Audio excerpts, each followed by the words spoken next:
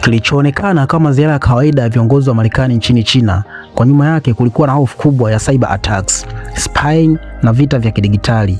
Na jambo la kushangaza zaidi, maafisa wa Marekani waliingia China bila kutumia simu zao binafsi. Wakati Donald Trump pamoja na wafanyabiashara wakubwa wa Marekani walipowasili China, serikali ya Marekani ilianza operation kali ya kiusalama wa kidigitali. Maafisa wengi waliagizwa kuacha simu zao binafsi Marekani, kutumia laptops zao za kawaida pamoja na tablets na kuepuka wifi za hotelini.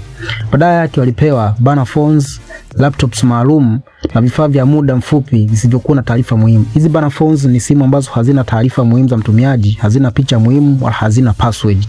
Sababu ilikuwa moja kubwa. Marekani inaamini kuwa China ina uwezo mkubwa wa hacking, cyber espionage na kufuatilia vifaa vya wageni kupitia internet, charging ports au network. Cyber espionage ni ujasusi wa digitali wa kuiba taarifa kama vile taarifa za serikali, taarifa za kijeshi ama siri za biashara.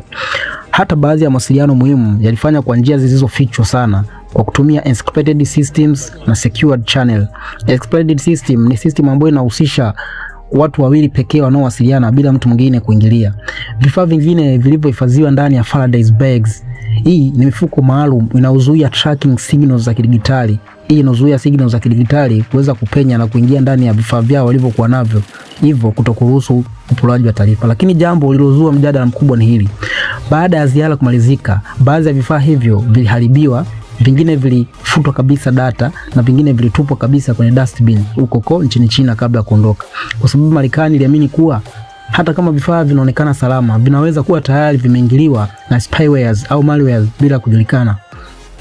Na hapo ndipo dunia inaona ukweli mmoja wa kutisha, kwamba vita vya dunia vya sasa sio bunduki pekee, ni vita vya taarifa, technology, hacking, AI ama akili bandia na cyber warfare.